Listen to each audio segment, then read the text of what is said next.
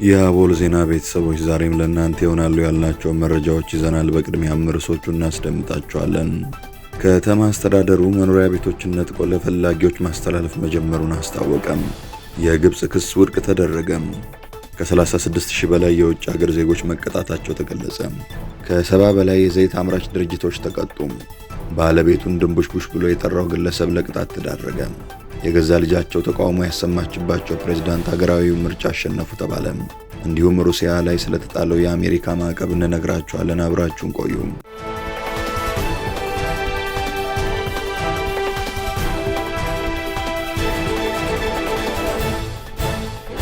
ሰላም ጤና ይስጥልን። ይህ አቦል ዜና ነው። ክቡራን አድማጭ ተመልካቾቻችን ሰላማችሁ ይብዛ፣ ጤና፣ ፍቅር፣ ደስታ በእያንዳንዳችሁ ጎጆ ይግባ። ትኩሱን እፍታውን ለእናንተ ለተከበራችሁት ይዘን መጥተናል። ቻናላችንን ላይክ፣ ሼር እና ሰብስክራይብ በማድረግ አጣጥሙልን፣ ለወዳጅ ዘመድም አጋሩልን። እናመሰግናለን። ከ36,000 በላይ የውጭ ሀገር ዜጎች መቀጣታቸው ተገለጸ። በኢትዮጵያ የተሰጣቸውን የቪዛ ጊዜ ያሳለፉ ከ36,000 በላይ የውጭ ሀገር ዜጎች ተቀጥተው ወደ ህጋዊ መስመር መመለሳቸውን የኢሚግሬሽን እና ዜግነት አገልግሎት አስታውቋል።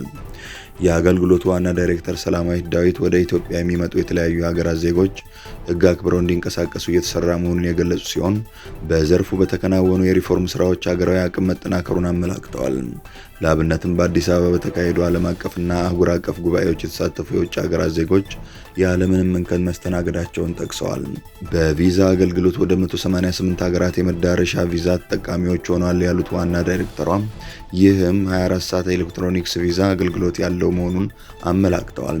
ከፓስፖርት አገልግሎት ጋር በተያያዘ የተለያዩ የማሻሻያ እርምጃዎች መወሰዳቸውንና በዚህም በህገ ወጥ ሰንሰለት የተሰማሩ 26 ሰዎች ተጠያቂ መደረጋቸው ተነግሯል። በኢትዮጵያ የተሰጣቸውን የቪዛ ጊዜ ያሳለፉ ከ36,000 በላይ የውጭ ሀገር ዜጎች ተቀጥተው ወደ ህጋዊ መስመር እንዲመለሱ መደረጉን ተናግረዋል። በተያዘው በጀት ዓመት 4 ሚሊዮን ፓስፖርት ለመስጠት በቂ ዝግጅት መደረጉንም ወይዘሮ ሰላማዊት አስታውቀዋል። የግብጽ ክስ ውድቅ ተደረገ። ግብጽ በታላቁ ህዳሴ ግድብ አሰራር ላይ በቅርቡ ያቀረበችው ጥንቃቄ የጎደለው አሰራር ነው የሚል ክስ መሰረተ ቢስና ከእውነት የራቀ ነው ሲል የኢትዮጵያ ውጭ ጉዳይ ሚኒስትር አስታውቋል። ሚኒስትሩ ትናንት ባወጣው መግለጫ የግድቡ አሰራር በዓለም አቀፍ ደረጃ ተቀባይነት ባገኙ የደህንነት ደረጃዎች፣ በተረጋገጡ የውሃ ፍሰት ሞዴሎችና በክልላዊ ትብብር መርሆች እንደሚመራ አጽንኦት ሰጥተውበታል ተብሏል። የግብጽ የውሃ ሀብትና መስኖ ሚኒስትር የኢትዮጵያን እርምጃ አንድ ወገን የወሰነው እርምጃና የዓለም አቀፍ ህግን የጣሰ ሲል በይፋ ቢከስም የኢትዮጵያ ደግሞ ይህ ይገባኛል ጥያቄ እውነታውን የሚያዛባ ነው በማለት በጥብቅ ውድቅ ስታደርግ መቆየቷ ይታወሳል። መግለጫው በማብራሪያው በርካታ የውሃ ፍሰት ጥናቶች እንዳረጋገጡት የህዳሴ ግድብ አስከፊ የጎርፍ አደጋዎችን በመከላከል ግድቦች ላይ የሚከማቸውን ደለል በመቀነስና ዓመቱን ሙሉ የተረጋጋ የውሃ ፍሰትን በማረጋገጥ ለግብጽና ለሱዳን የጋራ ጥቅም አለው። በተጨማሪም ጥናቶቹ ግድቡ የውሃ አቅርቦትን በማረጋጋት በአፍሪካ ቀንድ ድርቅ የሚያስከትለውን ጉዳት ይቀንሳል ተብሏል። ኢትዮጵያ የህዳሴ ግድብ ስራ ከተጀመረበት ከ2011 ዓ.ም ጀምሮ ከሱዳን እና ከግብጽ ጋር ለመተባበር ፈቃደኛ መሆኗንና በግልጽ ማሳየቷን የውጭ ጉዳይ ሚኒስቴር በመግለጫው አስታውቋል።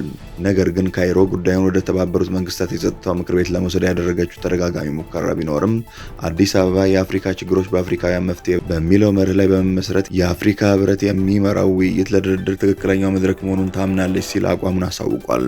ከምንም በላይ ኢትዮጵያ፣ ሱዳንና ግብጽ በታሪክ በባህልና በመልክዓ ምድራዊ አቀማመጥ ለዘመናትና ለትውልድ በአባይ ወንዝ የተሳሰሩ የጋራ ዕጣ ፈንታ እንዳላቸው ኢትዮጵያ ታምናለች ብሏል ሚኒስተሩም። ስለሆነም ታላቁ የህዳሴ ግድብ የመከፋፈል ምንጭ ሳይሆን ለክልላዊ ውህደት፣ ለኃይል ትብብርና ለጋራ ብልጽግና ማሳያ ሆኖ ነው መታየት ያለበት ሲል ገልጿል። ኢትዮጵያ አሁንም በሱዳንና በግብጽ ካሉ ወንድሞቿና እህቶቿ ጋር የአባይን ወንዝ ዙሪያ በጋራ ለመስራት ዝግጁ ነች ሲልም በመግለጫው አስታውቋል። ከ70 በላይ የዘይት አምራች ድርጅቶች ተቀጡ። የኢትዮጵያ ምግብና መድኃኒት ባለስልጣን የብቃት ማረጋገጫና እውቅና ሳይሰጣቸው በማምረት ስራ ላይ የተሰማሩ ከ70 በላይ የዘይት አምራች ድርጅቶች ላይ እርምጃ መወሰዱን አስታውቋል።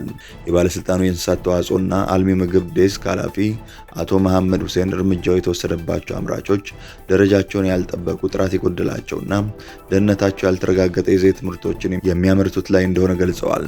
ኃላፊው የህገወጥ አካሄድ በህብረተሰቡ ጤና ላይ ከፍተኛ ችግር ከማስከተሉ ባሻገር ባሻገር ከህግ ውጭ የሚፈጸም አሰራር መሆኑን አብራርተዋል። የችግሩን ዘላቂነት ለመፍታት ከክልሎችና ከሌሎች ባለድርሻ አካላት ጋር በመተባበር ቁጥጥርና ክትትል የሚያደርግ ግብረ ኃይል በማቋቋም ስራው በስፋት እየተከናወነ ይገኛል ብለዋል። በተጨማሪም በሀገር ውስጥ የሚመረቱ ዘይቶችን ከውጭ የገቡ አስመስሎ በሐሰተኛ ስምና አርማ ለገበያ ሲያቀርቡ የነበሩ ህገወጥ ነጋዴዎችና ድርጅቶች ላይም እርምጃ እየተወሰደ እንደሚገኝ ገልጸዋል። ኃላፊው ደህንነታቸው ያልተረጋገጠ የሀገር ውስጥ የዘይት ምርቶችን ከውጭ ከሚገቡ ምርቶች ጋር በሽፋን በማመሳሰል ሲሸጡ በነበሩ ጥፋተኞች ላይም እርምጃ ወስዷል ተብሏል። በማህበረሰብ ጥቆማ መሰረት የተወሰደው እርምጃ የጽሁፍ ማስጠንቀቂያን ጨምሮ የፈቃድ መሰረዝ እንዲሁም በህግ መጠየቅን እንደሚያካትት ተናግረዋል። የብቃት ማረጋገጫና እውቅና ሳይሰጣቸው ማንኛውም ምርት ማምረት እንደማይቻልና በህገ ወጥ ተግባር የተገኙትንም የማያዳግም እርምጃ እንደሚወስድም ኃላፊው አጽንኦት ሰጥተውበታል።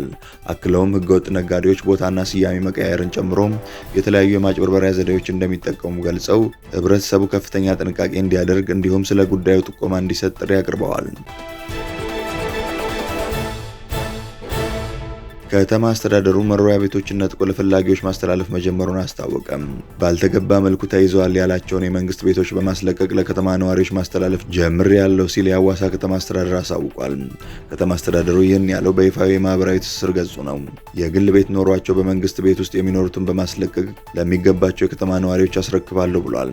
በቅርቡ የተሾሙት አዲስ ከንቲባ አቶ ተክሌ ጆምባ በተለያዩ አጋጣሚዎች በከተማው የሚገኙ የመንግስት ቤቶች የመንግስት ቤት ወደማይገባቸው ግለሰቦች ተዘዋውረዋል ያሉ ሲሆን በተለይ የግል ቤት ኖሯቸው በመንግስት ቤት የሚኖሩ ግለሰቦችን ቤት በመረከብ ለሚገባቸው የከተማ ነዋሪዎች ለማስተላለፍ ዝግጅት ተደርጓል ሲሉ ገልጸዋል። የክልሉ መንግስት ይህ ተፈጻሚ እንዲሆን አቅጣጫ አስቀምጧል። የከተማው አስተዳደርም ለተፈጻሚነቱ በቁርጠኝነት ይሰራል ብለዋል። ከተማ አስተዳደሩ ይህ ቤቶችን የማስለቀቅ ስራ ከመቼ ጀምሮ ተፈጻሚ እንደሚሆን እንዲሁም ስንት ቤቶች ባልተገቡ ሰዎች እንደተያዙ በይፋ ያለው ነገር የለም። ባለቤቱን ድንቡሽቡሽ ብሎ የጠራው ግለሰብ ለቅጣት ተዳረገ። የባለቤቱን ስልክ በቁልምጫ ስም መዝግቦ የያዘው ቱርካዊ ግለሰብ ለቅጣት ተዳርጓል። ስማቸው ያልተጠቀሰው ጥንዶች በቱርክ ኡሳክ ከተማ ነዋሪ ሲሆኑ ሚስት ወፈር ባለው ሰውነቷ ሳቢያ ባል ድንቡሽቡሽ ብሎ መጥራቱን ተከትሎ ምቾት አልሰጠኝም በሚል ፍቺ ፈጽመዋል። ከዚህ አልፎም ባለቤቷ ስልክ ቁጥሯን ተንቀሳቃሽ ስልኩ ላይ ድንቡሽቡሽ ብሎ መዝግቦ መያዙ ምቾት ያልሰጣት ሚስት ጉዳዩን ወደ ፍርድ ቤት ወስዳ ባለቤቷን ከሰዋለች። ግለሰቧ የቀድሞ ባለቤት በሰውነት አቋሜ ተሳልቋል በሚል ፍርድ ቤት የመሰረተችው ክስ ተቀባይነት አግኝቷል። በዚህም የቀድሞ ባለቤትን የስልክ ቁጥር ድንቡሽቡሽ በሚል መጠሪያ በመመዝገብ በተክለ ሰውነቷ በመሳለቅ የሞራል ጉዳት አድርሰሃልና ለዚህ ቅጣት ይገባል ብለውታል ዳኛው። ይህን ተከትሎ መጠኑ ያልተጠቀሰ የገንዘብና ቁሳቁስ እንዲሁም የሞራል ካሳ ለቀድሞ ባለቤት ክፈል በሚል ተበይኖበታል። ጉዳዩ በቱርክ መነጋገሪያ ሆኗል። ገሚሱ የቁልምጫና የፍቅር መጠሪያ በመሆኑ ይህ አይገባውም ሲሉ፣ በርካቶች ደግሞ ጥቃቅን የቤተሰብ ጉዳዮች አደባባይ ወጥቶ የፍርድ ቤት ቅጣት ማስከተላቸው አስገራሚም አሳዛኝ ነው ብለውታል። የገዛ ልጃቸው ተቃውሞ ያሰማችባቸው ፕሬዝዳንት ሀገራዊ ምርጫ አሸነፉ ተባለ። የ92 ዓመቱ ፖል ቢያ የካሜሮንን ሀገራዊ ምርጫ አሸንፈዋል ሲል የሀገሪቱ ምርጫ ኮሚቴ ገልጿል።